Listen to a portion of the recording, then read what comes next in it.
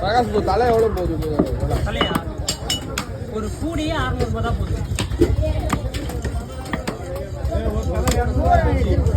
சிங்கிளா வாங்கும்போது அப்படிதானா? கூடையே 600 ரூபாய்.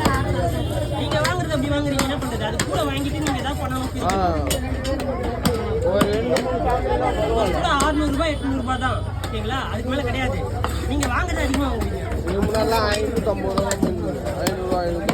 நீங்க மொத்தமா விற்கிற இடத்துல பார்க்காம நீங்க தனியா விற்கிற இடத்துலயே வாங்கி வாங்கி இப்படி எடுத்துவீங்க.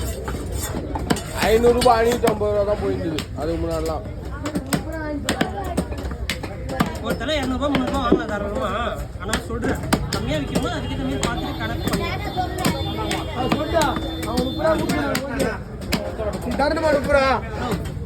அம்பேத்கர் மெசேஜ் கொடுத்துரு.